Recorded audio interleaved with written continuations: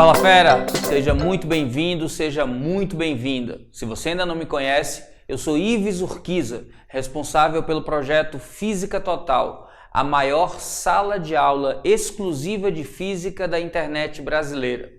E hoje a gente vai discutir uma temática sempre presente na prova do Enem: energia.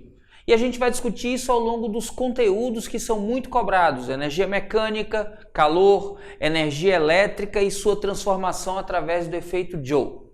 Já pegou o material lá no Esquenta Enem? Então você já sabe, o link de toda forma é só você entrar no site do Esquenta e baixar o PDF. Lá no PDF você vai ter um resumo do conteúdo, vai ter todas as questões que vão ser trabalhadas aqui e eu recomendo que você pause o vídeo, tente resolver a questão e depois veja como é que eu explico. E lá também você tem um bônus com questões extras para tentar resolver depois. Elas estão com gabarito. E eu não sei se você já deu uma lida, lá também tem um cupom de desconto para que você, se quiser participar do Raio-X Enem do Física Total, possa fazer isso com um mega desconto. Isso mesmo, você pode pegar o cupom, se inscrever no Raio-X Enem e participar da maior revisão de física da internet brasileira com um super desconto que você tem lá no cupom promocional. Agora separa aí um tempo, água, papel, caneta, se isola do resto do mundo e na próxima 1 hora vamos juntos aprender física. Antes de começarmos propriamente a falar dos conteúdos, eu queria aqui dividir com você 2 dicas para ganhar tempo na hora da prova. E você sabe, como a prova do Enem é muito extensa, ganhar tempo faz toda a diferença. A primeira dica tem a ver com aquelas questões que você ainda não conseguiu resolver. Tem questões que você bate o olho e não tem a menor ideia de como é que faz, aí pula para a próxima. E tem questões que você começa a resolver, mas por alguma razão trava no meio do caminho e não consegue terminar. Aí você segue com a prova e quando você consegue resolver todas as questões, você volta para procurar aquelas questões que faltaram concluir. Só que como a prova é muito extensa, normalmente tem mais de 30 páginas de prova, ficar catando aquilo que você fez e aquilo que você não fez pode demorar. Principalmente se está no meio, misturado de qualquer forma. E é exatamente aí que entra a estratégia. Sempre que você começar a resolver uma questão e não concluir, ou sempre que você pular uma questão, vá no final da prova do Enem, na última folha, e escreva o número da questão que você está pulando. Se você pulou a questão sem resolver nada, coloque um símbolo. Eu, por exemplo, uso uma bola vazia, uma bola branquinha. Agora, se eu fiz a questão, mas não consegui concluir, eu vou lá e anoto o número da questão e coloco uma bolinha em que metade está preenchida e metade está vazia. Olha só, assim. Questão 31, por exemplo. Não sei nada da questão, aí eu escrevo questão 31 e boto uma bolinha vazia. A questão 35 eu comecei a resolver, mas me apertei e não consegui terminar. Aí eu boto 35 e boto uma bolinha, só que parcialmente desenhada em branco, parcialmente preenchida. A 36 eu não sabia nada, aí eu coloco a 36 vazia. A 42 eu comecei, mas falta só um pouco para eu terminar. Então eu coloco aí ela preenchida parcialmente. No final da prova, quando eu quiser voltar para as questões, basta eu dar uma olhada na última folha e eu começo a procurar as questões que eu já fiz parcialmente. Como eu anotei qual é o número, eu não perco tempo procurando, eu vou direto e ganho alguns minutos até o final da prova. Viu como isso é simples? A segunda dica tem a ver com ganhar tempo na leitura da questão. Perceba que todas as questões do Enem têm a mesma estrutura. Começa com um texto de apoio, é um texto onde os dados da questão são colocados e a situação problema é apresentada. Depois nós temos um parágrafo que é chamado de comando da questão. É lá onde é dada uma ordem para que você faça alguma coisa. E depois nós temos as alternativas. O comando da questão está sempre no último parágrafo antes das alternativas. E o que é que você deve fazer? Comece lendo o comando da questão. Aí você diz, ué, Ives, por quê? Porque se você lê o comando da questão e o comando da questão é independente do texto de apoio, se o texto de apoio era meramente ilustrativo, ou se você conhece as informações de memória no seu repertório, você pode ler o comando e ir direto para as alternativas. Outra coisa que pode acontecer é você ler o comando e precisar de informações ou de dados que estão no texto. Mesmo assim, vale a pena começar lendo o comando. Aí você diz, por quê? Porque normalmente quem lê primeiro o texto de apoio, ao chegar no comando, que é preciso tirar alguma coisa do texto, como você leu sem saber o que precisava, você não identificou as coisas. Então, ao ler o comando primeiro, você lê o texto já sabendo que dados extrair.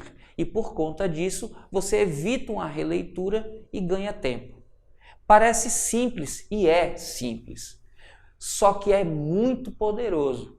Começar lendo o comando da questão evita uma releitura ou evita a primeira das leituras.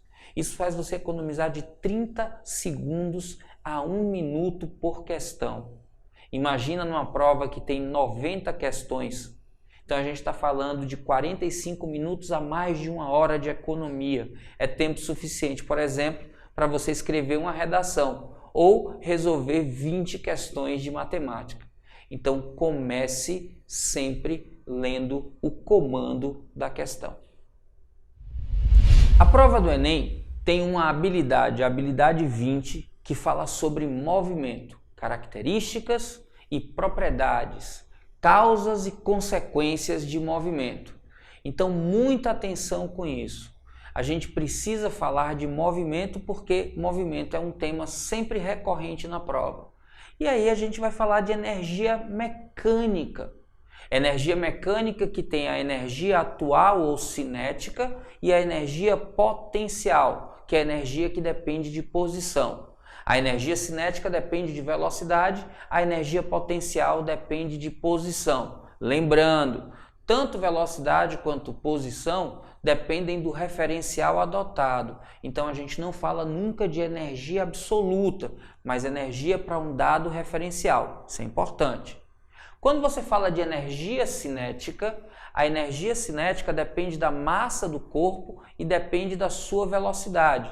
Então a gente pode determinar a energia cinética pelo produto da massa pela velocidade ao quadrado dividido por 2. Quando a gente fala de energia potencial, a gente tem a energia potencial gravitacional, que é dada por m vezes g vezes h, onde aí h é a altura para um dado referencial. E pode falar de energia potencial elástica, quando a gente fala de uma mola deformada. E aí nós temos como K vezes x ao quadrado sobre 2, onde K é a constante da mola e x é a mudança no comprimento natural dessa mola, tanto quando você deforma aumentando de tamanho, quando você deforma comprimindo a mola. Esticando ou comprimindo, x é a deformação da mola. A energia mecânica do sistema é a soma das suas energias cinética e potencial. Quando a energia mecânica de um sistema não varia ao longo de um processo, dizemos que esse sistema é conservativo. Mas muitos sistemas variam, ou porque nós temos uma força aumentando a energia, realizando o trabalho motor sobre o sistema, ou porque temos uma força diminuindo a energia, realizando um trabalho resistente. Para resolver questões em que o sistema troca a energia, aumentando ou diminuindo a energia mecânica, a gente vai acompanhar a mãozinha e em seguida os exemplos com questões no estilo do Enem. Falou de energia mecânica, você lembra, energia mecânica é a soma da energia cinética com a potencial. A energia cinética é a energia do movimento. Então, para determiná-la, a gente vai fazer o produto da massa do corpo pelo quadrado da sua velocidade dividido por 2. A energia potencial é uma energia de posição. Alguns falam de energia acumulada porque é uma energia que pode vir a se transformar em cinética. E a gente pode acumular energia no campo gravitacional. E aí a gente tem a energia potencial gravitacional, que é dada pelo produto da massa pela aceleração da gravidade vezes a altura do corpo em relação a um referencial dado. Já quando a gente fala da energia acumulada numa mola que foi ou distendida ou comprimida, a gente tem energia potencial elástica. E essa energia potencial elástica é dada pelo produto K vezes x ao quadrado sobre 2, onde K é a constante e x é a variação no comprimento, é a deformação da mola. Quando um sistema é conservativo, ele está livre da ação de forças que transformam a energia mecânica em outro tipo de energia, como energia térmica ou energia acústica. Quando você bate, por exemplo, parte da energia vira energia acústica. A energia, quando se conserva na forma mecânica, a gente tem que, para qualquer ponto do sistema, ela vale a mesma coisa. Então, a qualquer momento, eu posso dizer que as energias são iguais. No caso, energia cinética pode se transformar em potencial e potencial pode se transformar em cinética, mas a soma das energias não muda. A energia mecânica no fim é igual à energia mecânica do início. Quando o sistema é não conservativo, existe uma força resultante realizando trabalho sobre esse sistema e a gente pode fazer o trabalho dessa força resultante para medir a variação da energia cinética. Isso é o chamado TEC, Teorema da Energia Cinética. Mas se em particular tivermos uma força de atrito ou resistência do ar, essa força transforma a energia mecânica em outro tipo de energia, principalmente energia térmica, e diminui a energia mecânica, dissipa, e por isso a gente diz que é uma força dissipativa. E nesse caso, o trabalho da força de atrito, que é o trabalho da força dissipativa, corresponde à variação da energia mecânica. E essa variação, muito cuidado e atenção, é sempre negativa, porque a força é dissipativa. Tranquilo? Um automóvel em movimento uniforme, grifa isso, anda por uma estrada plana quando começa a descer uma ladeira, na qual o motorista faz com que o carro se mantenha sempre com velocidade escalar constante. Grifa isso de novo. Ora, se a velocidade é constante, a gente já sabe que a aceleração é zero e a gente já sabe aí também que a força resultante é igual a zero. Durante a descida, o que ocorre com as energias potencial, cinética e mecânica do carro? Bom, só uma observação, ele fala que é a velocidade escalar que está constante, então a aceleração tangencial é que é nula, tá, fera? Aí diz aqui, durante a descida, o que ocorre com a energia potencial? Aí é fácil, se está descendo, você já sabe que a energia potencial está diminuindo. Cinética, também é fácil, se não muda a velocidade, não muda a energia cinética. Então, você já sabe que a potencial diminui e a cinética é mantida constante. E a mecânica? Ora, mecânica é a soma da potencial com a cinética. Se a cinética se mantém, mas a potencial diminui, essa soma está cada vez menor. Ou seja, a energia mecânica está diminuindo. Então, a energia mecânica diminui, pois a cinética se mantém constante, mas a potencial gravitacional diminui. Qual é a alternativa que diz isso? A da letra D. D de detona, fera. Muito tranquila a questão. Esse é seu ano. Vamos juntos. Uma análise criteriosa do desempenho de Usain Bolt na quebra de recorde mundial dos 100 metros rasos mostrou que, apesar de ser o último dos corredores a reagir ao tiro e iniciar a corrida, seus primeiros 30 metros foram os mais velozes já feitos em um recorde mundial, cruzando essa marca em 3,78 segundos. Até se colocar com o corpo reto, Foram 13 passadas, mostrando sua potência durante a aceleração. O momento mais importante da corrida, ao final desse percurso, Bolt havia atingido a velocidade máxima de 12 metros por segundo. Supondo que a massa desse corredor seja igual a 90 kg, o trabalho total realizado nas 13 primeiras passadas é mais próximo de... Para resolver esse tipo de questão, fera, a primeira coisa que você precisa é lembrar do TEC. TEC é o Teorema da Energia Cinética. E o que é que diz o TEC?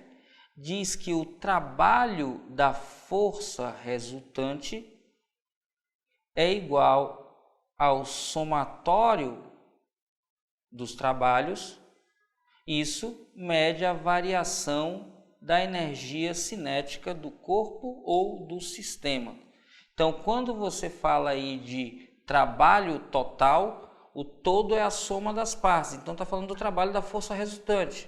E esse trabalho pode ser calculado medindo a variação da energia cinética. Logo, aquilo que ele está pedindo, o trabalho da força resultante, vai ser a energia cinética no final, massa vezes velocidade final ao quadrado, tudo isso sobre 2, menos a energia cinética inicial, massa vezes velocidade inicial ao quadrado sobre 2. Como inicialmente ele está em repouso, a velocidade inicial é igual a 0, 0 ao quadrado é 0, 0 vezes qualquer coisa é 0, 0 dividido por 2 dá 0. Então basta que eu determine quem é o produto da massa, que diz na questão ser 90, pelo quadrado da velocidade final que ele atinge nesse trecho, que é de 12 metros por segundo, isso fica ao quadrado, dividido por 2. 90 dividido por 2 é 45. 45 multiplicado por 12 ao quadrado, que é 144. Confere aí, fera. 45 vezes 144 dá 6.480. Escrevendo em notação padrão, ou notação científica, a gente vai deslocar a vírgula até encontrar um valor entre 1 e 10. A gente vai deslocar então a vírgula até ficar com 6, olha só, a vírgula corre uma casa, corre duas, corre 3. Aí eu fico com 6,48. Como eu desloquei da direita para a esquerda, o expoente de 10 fica positivo.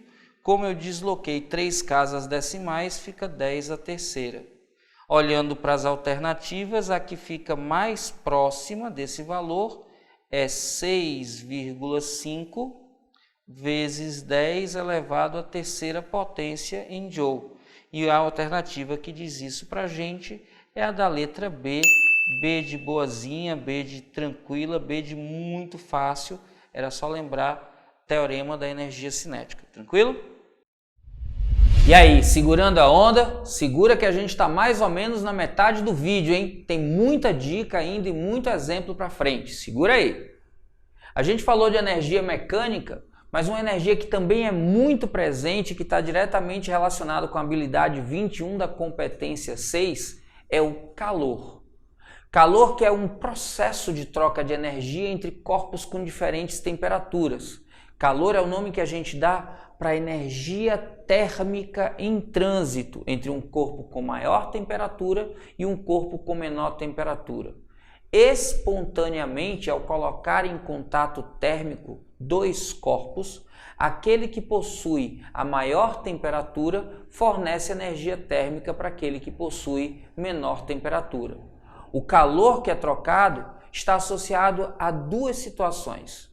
Primeira, a uma mudança de temperatura nos corpos. Segunda, a uma mudança de estado físico. Quando o calor tem o seu efeito, a mudança de temperatura, esse calor é dito calor sensível. Quando o efeito da mudança de temperatura, quando o efeito da troca de calor é uma mudança no estado físico, o calor é dito latente. Se mudou a temperatura, a gente chama de sensível.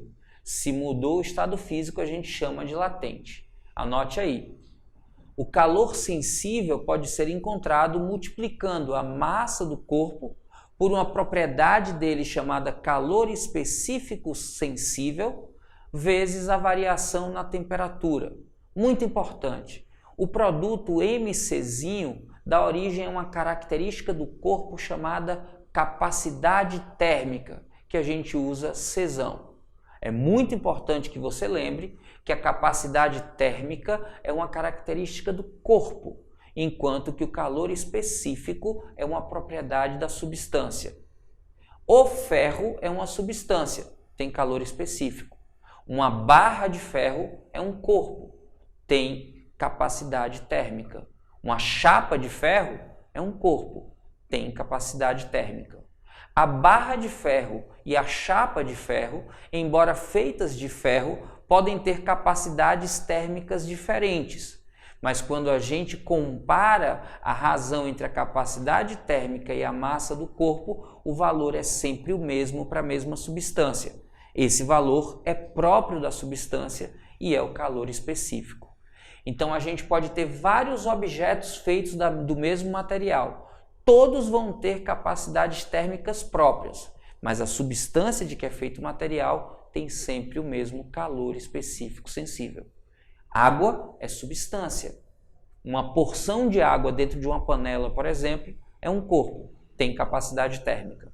Então, sempre que a gente estiver falando da substância, calor específico. Sempre que a gente estiver falando do corpo, capacidade térmica. Quando a gente fornece a mesma energia para dois corpos, aquele que tiver a maior capacidade térmica vai absorver essa energia e vai variar menos a temperatura. Quando a quantidade de calor é a mesma, maior capacidade térmica indica menor variação de temperatura. Menor capacidade térmica indica maior variação de temperatura. Muita atenção e cuidado com isso.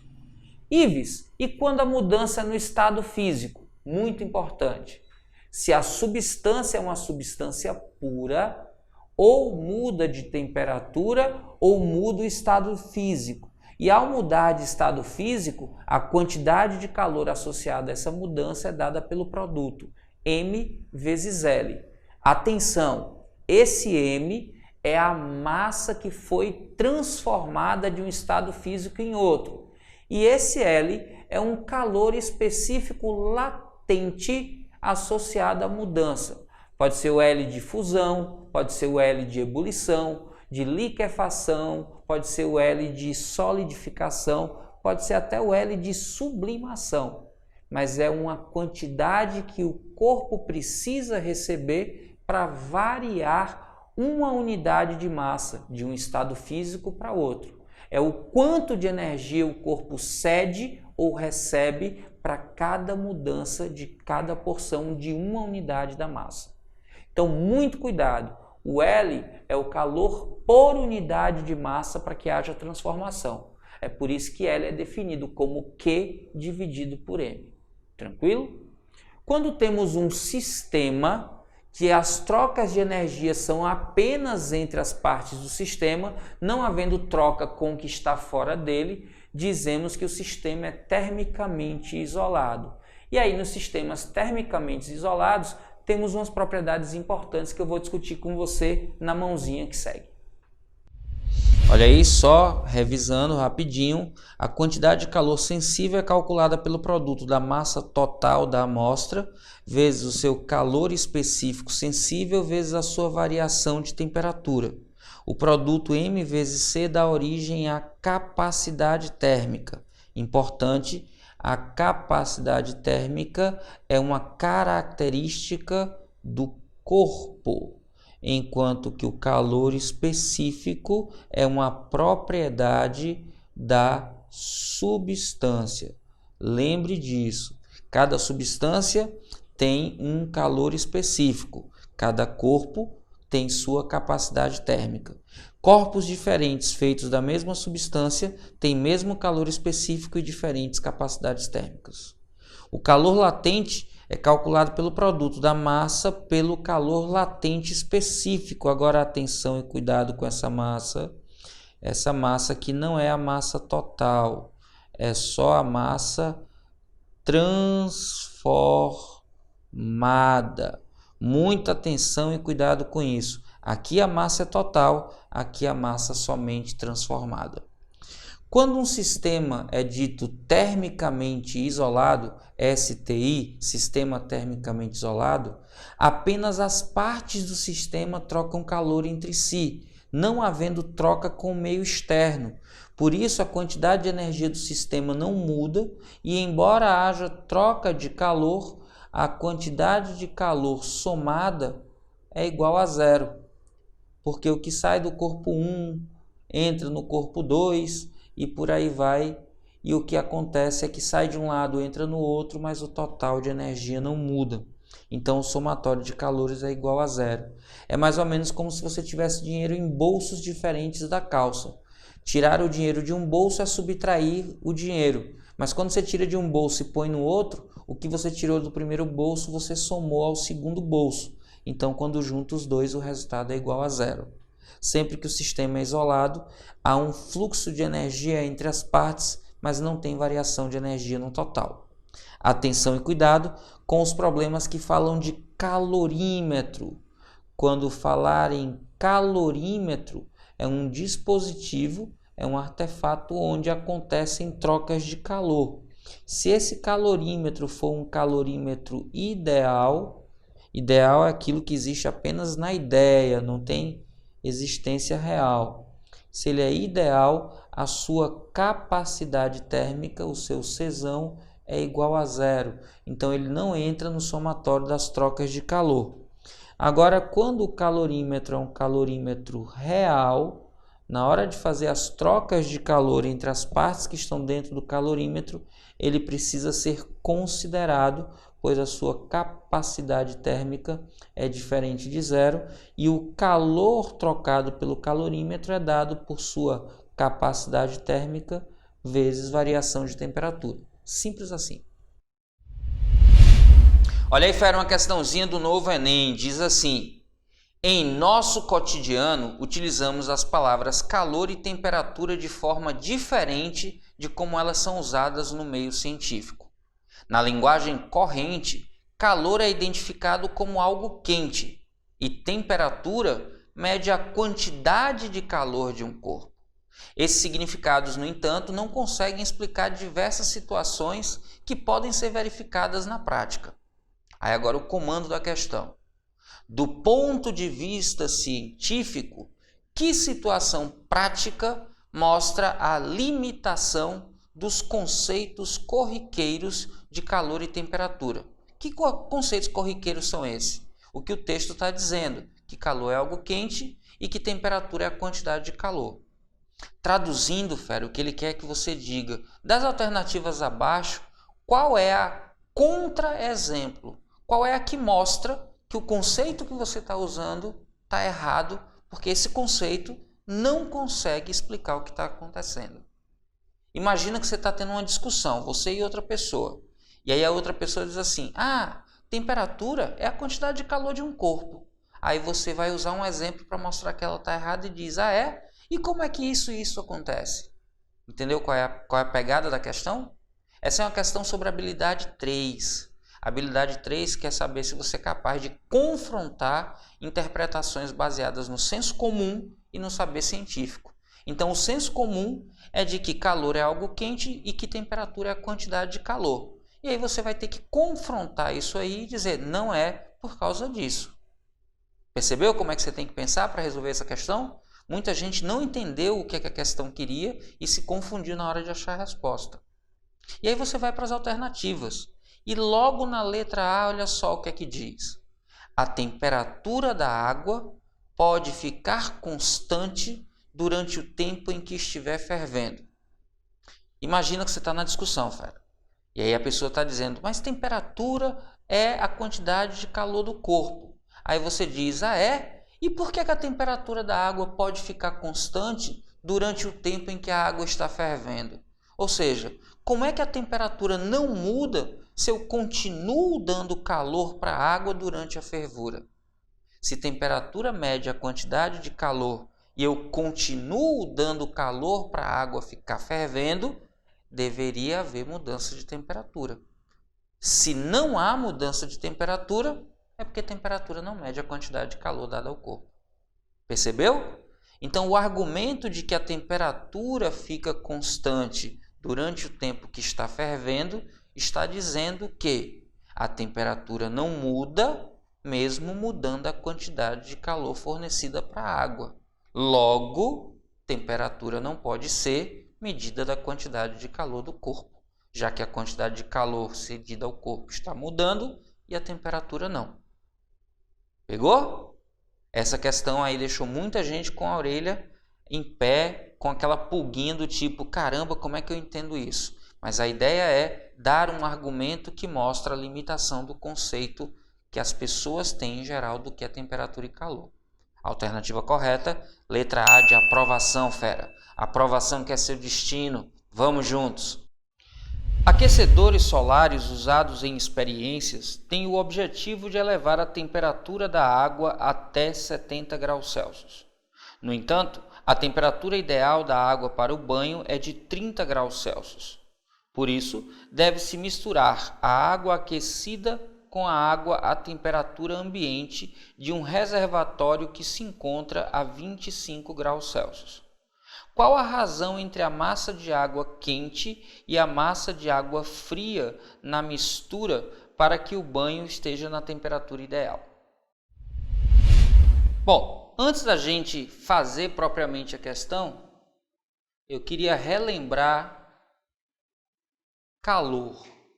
Lembra que calor é uma forma de energia, mas não uma energia que o corpo contenha, e sim uma energia que o corpo troca.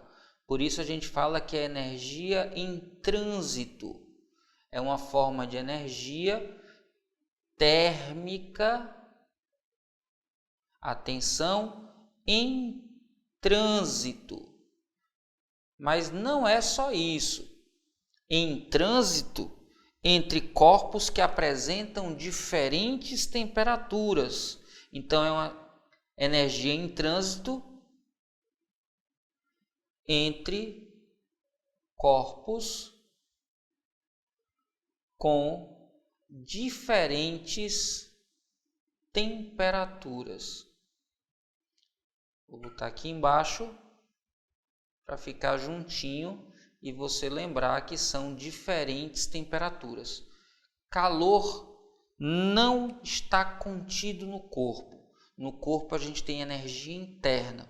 Quando há uma troca, cedendo ou recebendo essa energia, se é uma energia térmica em trânsito, por conta de uma diferença de temperaturas, a gente chama de calor. Quando o calor é um calor sensível, atenção e cuidado, calor sensível, a gente fala de mudança de temperatura. Quando a gente tem uma mudança de temperatura no corpo que recebe ou cede calor, o calor é dito sensível. O calor é dito latente quando o corpo que cede ou recebe sofre uma mudança no estado físico. Então anote isso aí, mudança no estado físico. Agora, muito importante. Imagine o seguinte exemplo. Um copo de refrigerante que você coloca gelo. Ao colocar gelo, o refrigerante que tem uma temperatura maior do que o gelo começa a ceder calor para o gelo. Quando o refrigerante começa a ceder calor, começa a mudar a temperatura.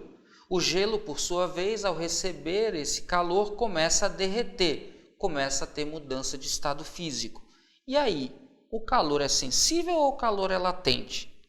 A resposta é: o calor é calor. O efeito do calor é sensível para o refrigerante que mudou de temperatura e o efeito do calor é latente porque houve mudança de estado físico para o gelo. Então, para o refrigerante, o calor cedido por ele tem um efeito sensível. Enquanto que para o gelo, o calor recebido por ele tem um efeito latente. Mas calor é calor. Muita atenção e cuidado com isso. Quando a gente tem um sistema termicamente isolado, as trocas de calor podem acontecer, mas exclusivamente entre as partes do sistema. Não há trocas de calor entre o sistema e a sua vizinhança. Por conta disso, o somatório de todas as trocas de calor entre os elementos do sistema é sempre igual a zero, porque parte do sistema perde, mas parte do sistema ganha. Quando eu somo o que uma parte perde com o que a outra ganha, eu tenho então um resultado igual a zero. A quantidade de calor trocada pela parte 1 do sistema, mais a quantidade de calor trocada pela parte 2, mais as quantidades de calor trocada por todas as partes do sistema, resultam sempre em zero. E é exatamente a partir dessa expressão que a gente vai resolver o problema, já que eu estou juntando duas porções de água que atingem o equilíbrio térmico, e a gente vai considerar nessas trocas de calor que apenas a água quente e a água fria trocam calor. Então eu tenho que a quantidade de calor da parte 1 mais a quantidade de calor da parte 2 é igual a zero. Como as duas quantidades estão mudando de temperatura, o calor é sensível. E quando eu falo em calor sensível, eu tenho que a quantidade de calor é dada por massa vezes calor específico vezes variação de temperatura. A mesma coisa para a quantidade 2, massa vezes calor específico vezes a variação de temperatura.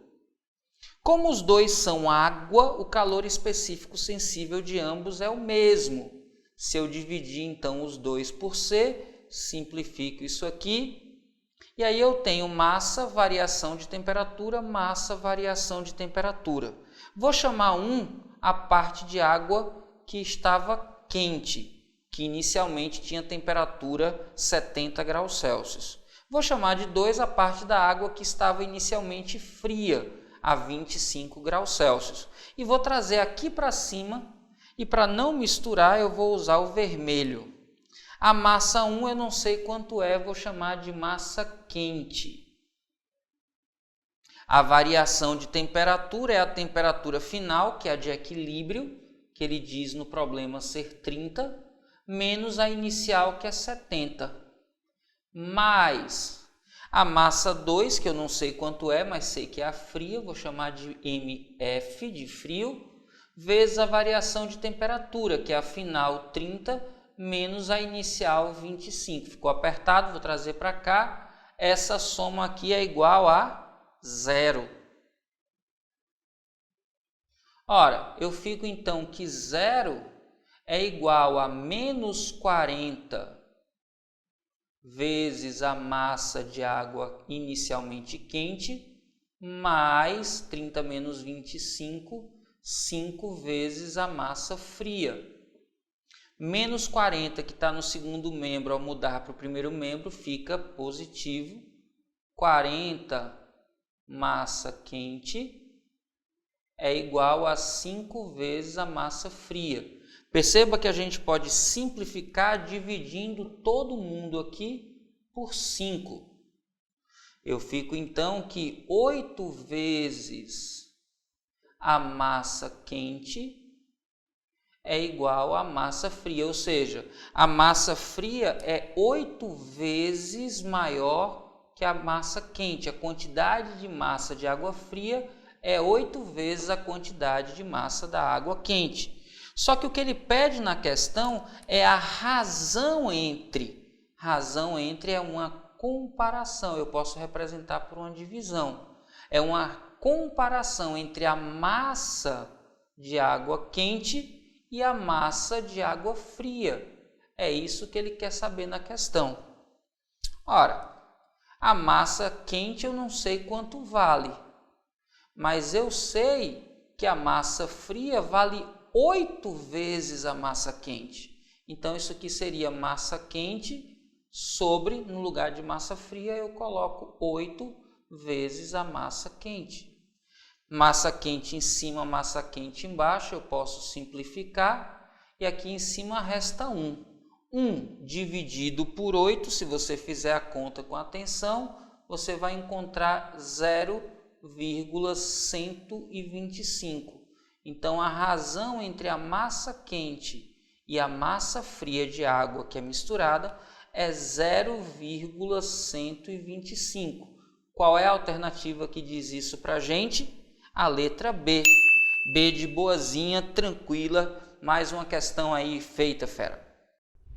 E aí, fera, segurando a onda, tá comigo até aqui? Que bom! Entendendo tudo, fazendo as anotações, resolvendo as questões? Segura aí a onda, hein? Porque a gente está entrando agora na última fase do vídeo. E aí, só para lembrar, se você não pegou o material em PDF, tem um material em PDF na página do Esquenta.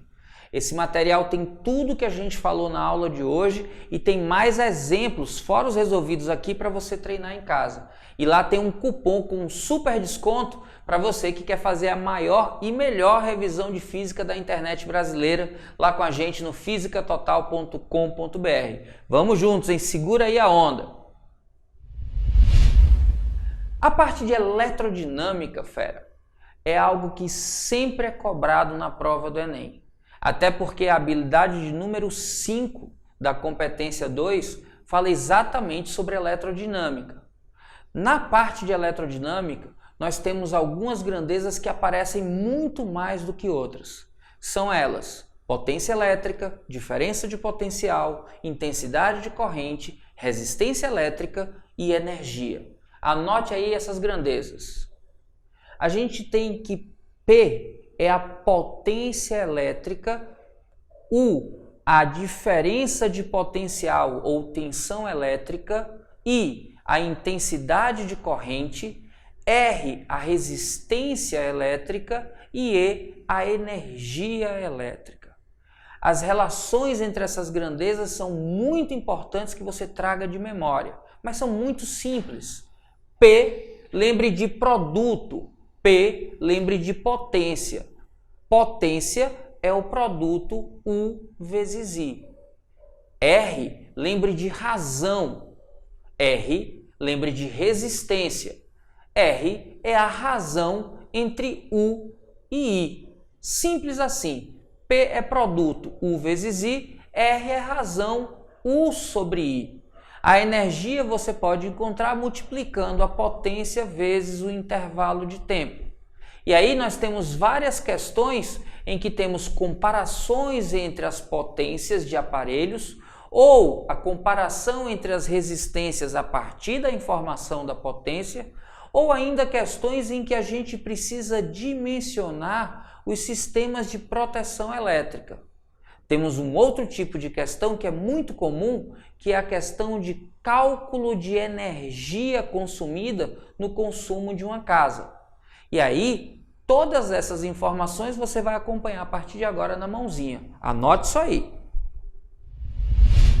Olha aí, lembra de P potência, P produto, produto U vezes I. E lembra de R razão, R resistência.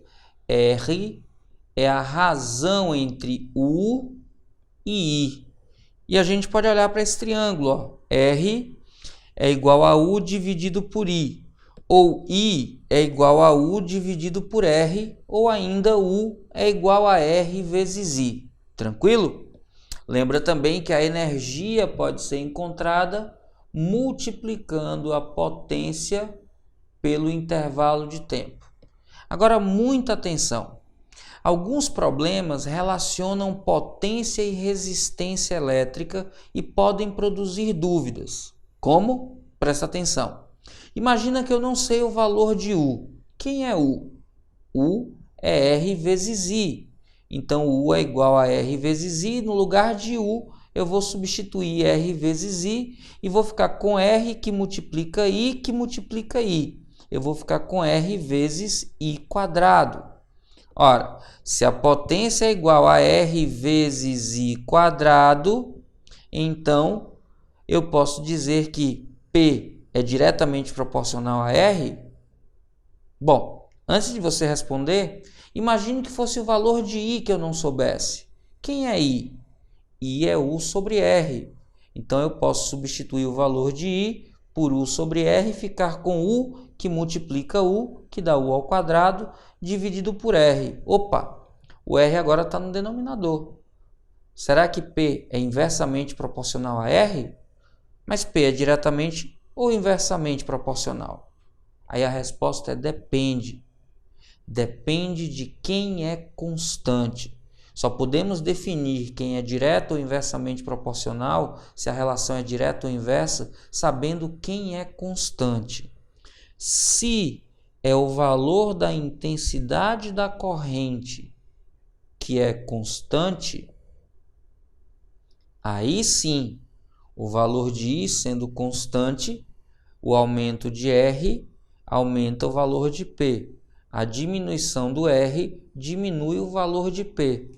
Aí eu posso dizer então que nesta condição a potência e a resistência elétrica são diretamente proporcionais. Agora, se é o valor de U que é constante, P e R são inversamente proporcionais. Por isso, muita atenção e cuidado quando um problema for um problema comparando potências ou comparando resistências. A potência e a resistência são diretamente proporcionais quando a corrente é constante. Quando é a DDP que é constante, aí eu tenho uma relação inversa. Ives, dá exemplo de quando I é constante. Ora, I é constante quando a gente tem uma ligação de dispositivos em série. Já quando você tem uma ligação em paralelo, aí você tem uma relação em que U é constante. Como nossas casas, as residências, nossos apartamentos, todos têm DDP constante, os dispositivos estão ligados em paralelo. Por isso, ao analisarmos esses dispositivos, é essa relação que eu vou usar. Por exemplo, quando eu estiver falando de brilho de lâmpadas, uma resistência menor indica uma potência e, por isso, um brilho maior. Quando eu estiver falando de chuveiro elétrico, uma resistência menor indica uma potência e, por isso, um aquecimento maior da água. Então, quando a gente tem dispositivos ligados na rede elétrica domiciliar, potência é inversamente proporcional à resistência. Quanto menos resistência, mais brilho na lâmpada, mais aquecimento no chuveiro. Quanto mais resistência, menos brilho na lâmpada e menos potência de aquecimento para o chuveiro. Fera, fusíveis e disjuntores são dispositivos limitadores de corrente, ou seja, eles servem para proteger outros aparelhos, limitando a passagem de corrente a um teto máximo, a um valor máximo. Então, esse valor máximo, que é chamado de valor nominal, é um limite para a corrente que pode circular pelo aparelho. É por isso que a corrente do aparelho precisa sempre ser menor ou, no limite, igual ao valor nominal do disjuntor. Se, por exemplo, o disjuntor é de 10 amperes, a corrente do aparelho vai ser sempre menor ou igual a 10 amperes.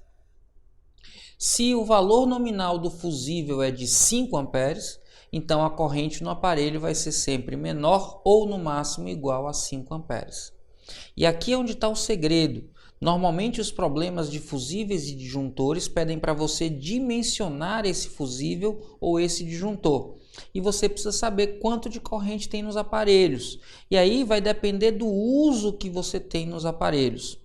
Se o uso é um uso simultâneo, se eu ligo um aparelho e outro aparelho ao mesmo tempo, a corrente total que precisa ser protegida é dada pela soma das potências dos aparelhos que estão ligados, dividido pela DDP aplicada neles.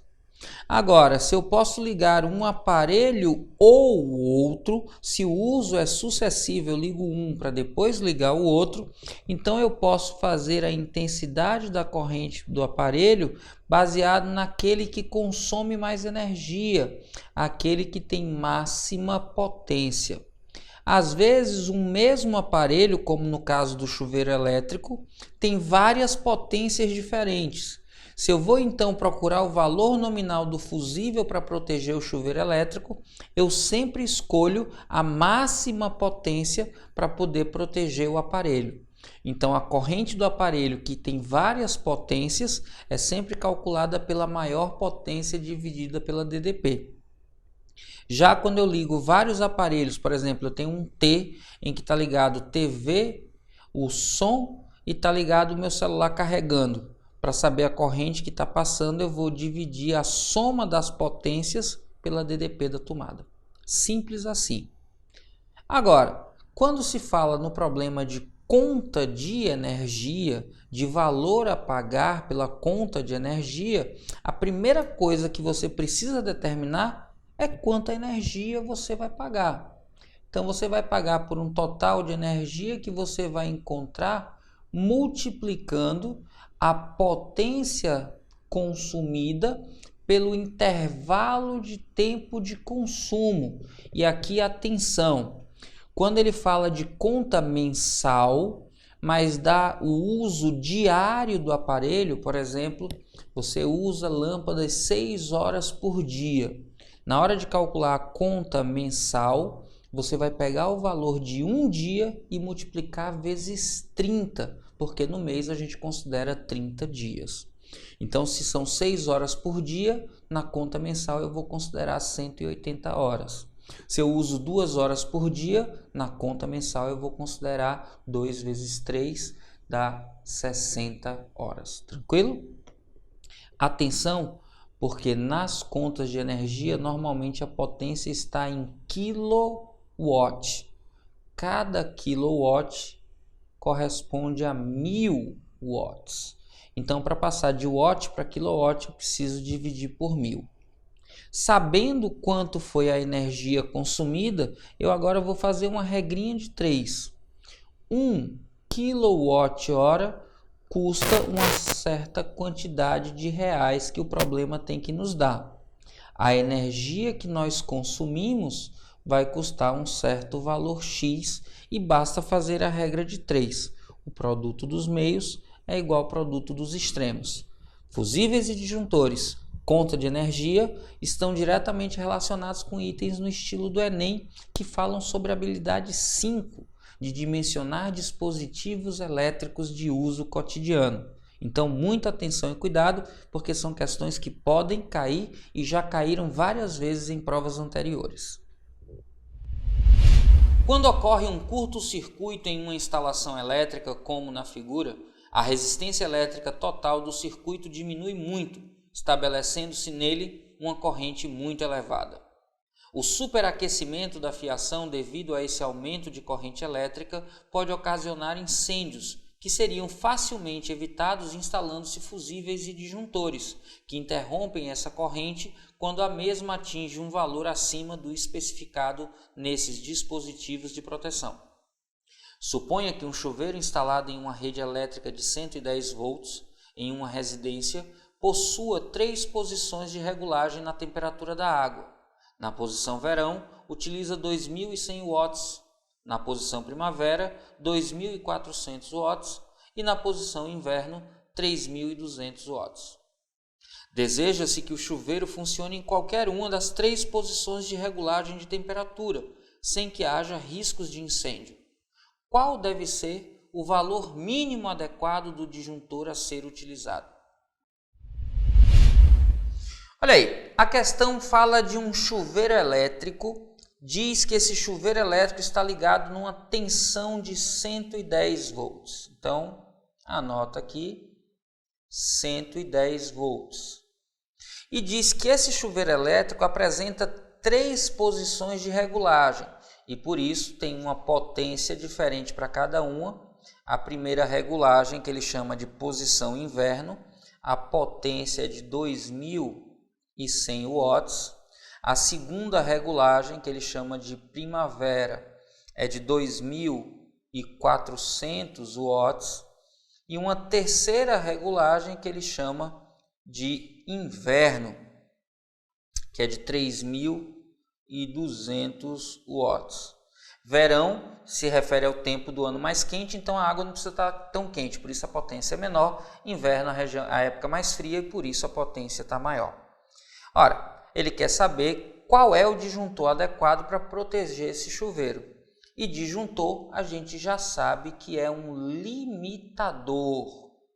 Limitador de corrente. Lembra, fera, limitador de corrente é um dispositivo de segurança que tem como objetivo, já está dizendo aqui, limitar a passagem de corrente a um valor máximo pré-determinado. Para quê? Para evitar uma sobrecarga, um excesso de aquecimento e, por isso, um dano no aparelho. A equação que você precisa lembrar e que para todo limitador de corrente que é válido é a intensidade de corrente no aparelho ou nos aparelhos tem que ser sempre menor ou no limite igual ao que a gente chama de valor nominal. O valor nominal é exatamente a máxima corrente que pode passar pelo circuito. Quando você compra um fusível de 5 amperes, você está dizendo que 5 amperes é a máxima corrente que pode passar por ele. O valor nominal é 5 amperes. Significa que o aparelho que vai estar ligado nele tem que consumir potência de tal forma que a corrente que passe por ele seja menor ou igual a 5 amperes. Se você bota um disjuntor de 10 amperes, você está dizendo que a máxima corrente que passa por ele é de 10 amperes. Você está dizendo que o valor nominal dele é 10 amperes. Então, a corrente que circula pelo trecho onde está ligado esse disjuntor tem que ter um valor de, no máximo, 10 amperes. É 10 ou menor do que 10. E aqui, muita atenção à forma como você conecta os múltiplos aparelhos na rede. Eu chamo de regra do I ou regra do OU. Quando a gente tem uma ligação do tipo E, um aparelho e outro, você está juntando aparelhos todos ao mesmo tempo. Isso significa que você vai ter uma corrente total, I total, que é a soma das correntes de todos os aparelhos. Quando esses aparelhos estão ligados todos a uma mesma rede, a uma mesma tensão, você pode encontrar esse I total, que vai ser o I do aparelho, dividindo a soma da potência de todos os aparelhos ligados na rede pela DDP dessa rede. Lembrando, essa corrente nunca pode ser maior que o valor nominal do limitador de corrente. Então, ela é sempre menor ou igual ao valor nominal do limitador. Quando a gente tem uma situação do tipo OU, que eu vou até escrever de vermelho aqui para destacar, ou eu tenho aparelhos que se alternam, ou uma chave que escolhe uma dentre várias potências, que é exatamente o caso desse chuveiro. Você não pode usar todas essas potências simultaneamente. Você usa alternadamente, ou está ligado na posição verão, ou está ligado na posição inverno, ou na posição primavera. Uma dessas potências é que vai aparecer por vez. Então, neste caso, a intensidade de corrente do aparelho vai depender da potência selecionada. Se eu quero usar um único disjuntor para proteger todas elas, eu tenho que usar pela corrente maior de todas. E é por isso que quando eu vou calcular quanto vale a corrente do aparelho, eu devo usar a máxima potência. Usando a máxima potência, eu garanto a proteção para a máxima corrente. E como a corrente dos outros aparelhos vai ser, ou das outras potências vai ser menor, eu já garanto que ela também será menor que o valor limite, que é o valor nominal do fusível ou disjuntor. Quando eu tiver, então, vários aparelhos ligados ao mesmo tempo, um e outros ao mesmo tempo, soma as potências, divide pela DDP. Quando eu tiver ligado um ou outro, eu pego a máxima potência e divido pela DDP. Simples assim. Aqui, no caso desse chuveiro, como é um ou outro, o valor da corrente que eu tenho que julgar aqui e proteger o aparelho é a corrente máxima. E essa corrente máxima, como é que eu vou encontrar? Fácil. Potência máxima dividido pela DDP. Substituindo as informações que o próprio problema nos diz, eu tenho 3.200, que é a máxima potência, que é na situação inverno, dividido por 110. Se você fizer essa conta direitinho, você vai encontrar aproximadamente 29,1 ampere. Dá 29,090909. E isso aqui tem necessariamente que ser menor do que o valor nominal do disjuntor. Quando você vai para as alternativas, você vê que maior do que 29,1 só tem duas possibilidades. Ou é 30 ou é 40. Como na questão ele pede para a gente escolher o menor dos disjuntores que protegeria o chuveiro das duas opções, a menor de todas é 30. E aí, por conta disso, a gente fica com a letra B como a alternativa correta. Atenção! 30 aqui não é por conta de ser uma aproximação. Lembra que aqui eu tenho uma inequação. Mesmo que estivesse entre as alternativas 29, que é mais perto de 29,1, ela não seria a resposta. Eu tenho sempre que respeitar essa inequação. A corrente do aparelho é sempre menor ou igual ao valor nominal do fusível ou disjuntor. Essa condição aqui é a condição máxima que tem que ser respeitada. Não é uma aproximação, é uma inequação, lembre sempre disso. No caso, 30 é o primeiro valor maior que 29, então a alternativa correta é a letra B. B de boazinha, questão tranquila e fácil. E fera, muita atenção com a eletrodinâmica, é muito cobrado em itens Enem. Vamos juntos, esse é seu ano. Um estudante que ingressou na universidade e pela primeira vez está morando longe de sua família, recebe a sua primeira conta de luz. Se essa estudante comprar um secador de cabelos que consome 1000 watts de potência, e considerando que ela e suas 3 amigas utilizem esse aparelho por 15 minutos cada uma durante 20 dias no mês, o acréscimo em reais na sua conta mensal será de... Prestou atenção no texto quando ele fala de que morando pela primeira vez longe da sua família? Essa questão é da prova do Enem de 2009, que foi cancelada. Seria a primeira prova do Enem.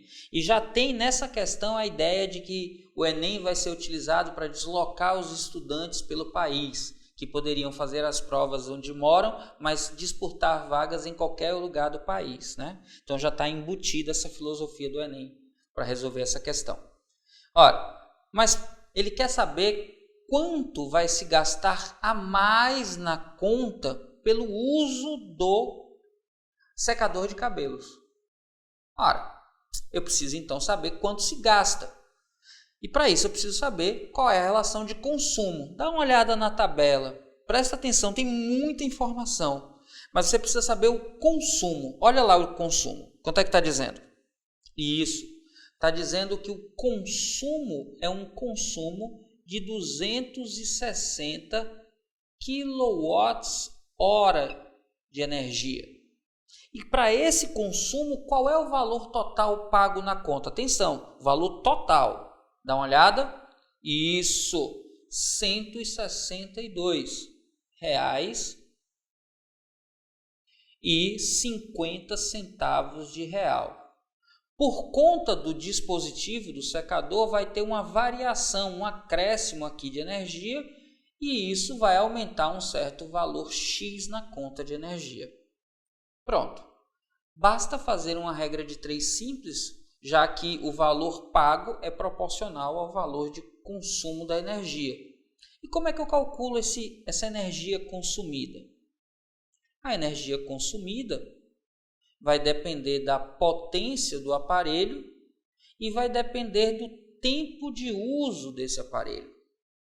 Diz na questão que o aparelho é um secador e que esse secador tem a potência de 1000 watts. E diz que a estudante e suas 3 amigas, atenção e cuidado com isso, usam o aquecedor por 15 minutos. Então o tempo é de 4 vezes 15 minutos, porque são 4 pessoas, a estudante e suas 3 amigas. Mas tem mais, isso acontece repetidas vezes, isso é o que acontece por dia, mas ao todo em um mês, 20 dias elas usam o secador. Então, muita atenção e cuidado com isso. Muita atenção também, porque a unidade de energia aqui é o quilowatt-hora. Então, eu tenho que lembrar que cada kilowatt tem 1000 watts. Então, esses 1000 watts aqui correspondem a 1 kilowatt. 4 vezes 15 minutos são 60 minutos. 60 minutos corresponde a 1 hora. Então, o consumo é de 1 hora por dia. Na verdade, a duração do uso do aparelho é de 1 hora por dia, ao todo, durante 20 dias no mês. Quando você faz essa conta, dia simplifica com dia, e você fica com 20 kWh de consumo de energia ao final de um mês. Agora que eu sei quanto de energia foi consumido, eu consigo facilmente resolver o quanto eu tenho a pagar por essa energia. É só substituir por 20 aqui nessa variação de energia e calcular o valor de X. 260 vezes X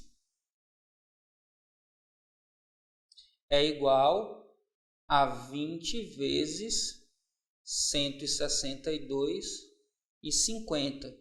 X vai ser igual 2 vezes 160 dá 320, aqui seria 325.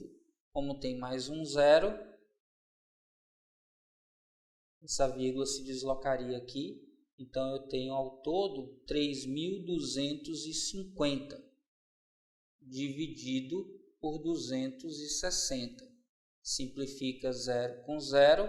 Confere aí, eu já fiz antes. Isso vai dar um valor total de R$ 12,50.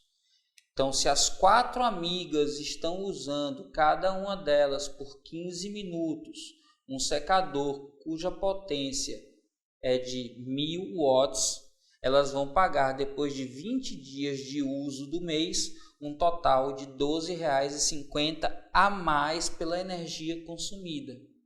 A alternativa que diz isso para a gente está na letra B.